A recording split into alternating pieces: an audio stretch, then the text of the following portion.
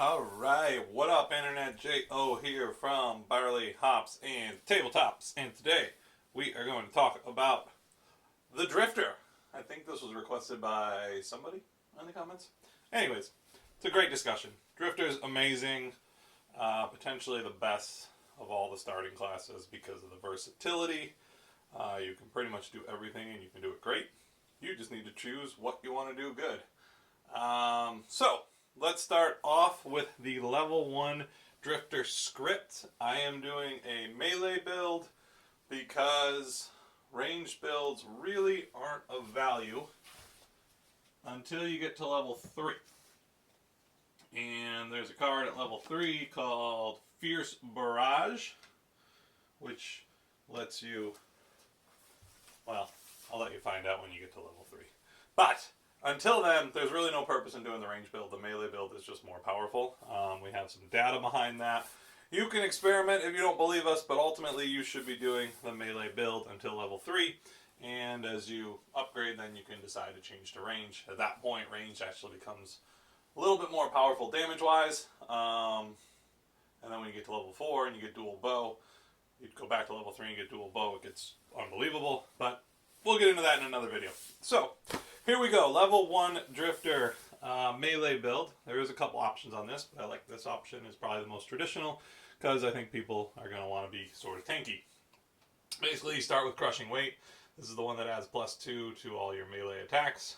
You also get in Relentless. The bottom of Relentless is where you retaliate up to range 2. You want that before the shielded one because the retaliate doing damage is just so much more powerful than blocking. You'll do 2 damage versus only blocking 1, and a lot of times that damage will kill the monster, which just really helps you in the long run. So you absolutely want to go with these 2 first, no matter what. At that point then, I like my second round to be Deadly Shot. So you get a movement of 4, your melee build, and then you get an attack 2, and this is actually an attack 4 because of Crushing Weight, and then you can move that character token back on Crushing Weight right off the get-go, which means you're still at full, so I think that's really cool. Round 3, you're going to go into Fortitude here. Basically, you're going to use it for the attack 3, Pierce 2. You're probably not going to need to move because you just moved 4, and I'm assuming that you're in position around monsters. That's pretty general for round 3, and then you're going to get in your tanky build here, Unbreakable. So now, as you take damage, you will have a shield 1 going forward. 4th round here, we're going to go quick with a 23, move 3. If you can get yourself exactly adjacent to one guy, that's great. Shouldn't be that hard because there should be some monsters off the board at this point. And then it allows you to move one of your persistent abilities back. And then Bloodletting here, you're going to go for an attack 3. I like using this in round 4. You might want to swap it over to round 5, depending on what the board state is. So maybe you'll just swap these. But I think a lot of times around 4, you can look at a monster that's probably somewhere around 3 health based on what your other characters and teammates are doing, and hopefully get that off so you can move a token backwards. Round 5. It's going to go kind of quick here. Move 2, heal 2. At this point, you've definitely taken some damage, so this is a great card right there.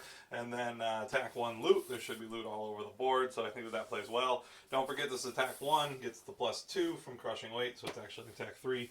So this card becomes way better than it looks just at a glance. And then I like to finish off with a heal. Got a heal 3 here. You can either heal your allies, or you can heal yourself, which I think is great, and then move 2 and move one of your persistents backwards. So that is all the way up to your first rest. That is a great Drifter script.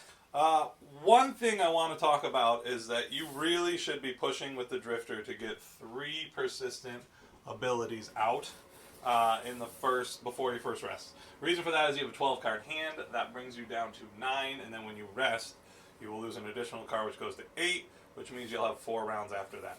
If you only get 2 out, you go down to 9, and you're still only going to get 4 rounds after that. So it's better to get the persistent abilities out so you don't have the risk of losing them on the rest. Also, their value is just, as the mission goes on, it just grows and grows and grows. I mean, you really want to move these all the way along if you can, and if you can use your abilities to move the tracks backwards and make them last even longer, it just makes it that much more powerful. So you should be trying to get 3 persistent abilities out before your first rest. Really important as far as being extremely effective as a Drifter.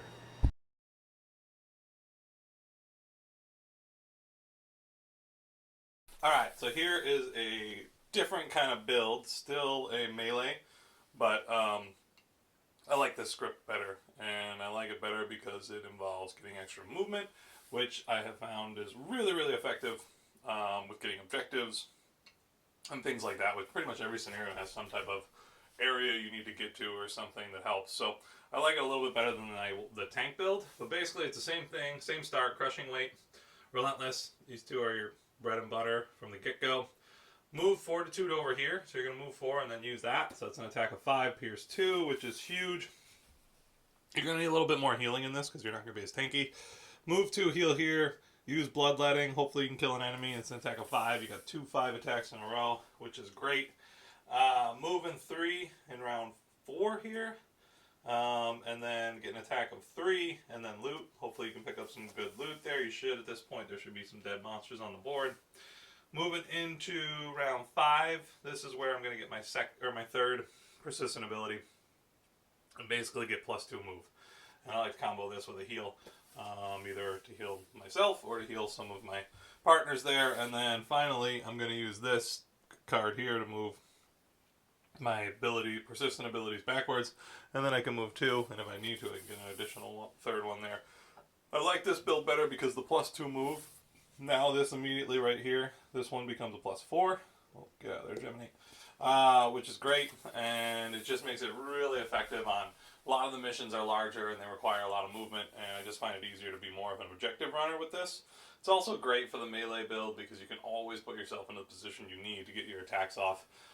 So you can either do this, kind of we'll call it the move build, and this is the level 1 script, or you can do the other one we talked about, which is the tank build, and also the level 1 script. But at the end of the day, don't worry about range yet. You're doing that at level 3, and we will have some data and some details on that in an upcoming video. Alright, until next time guys, peace!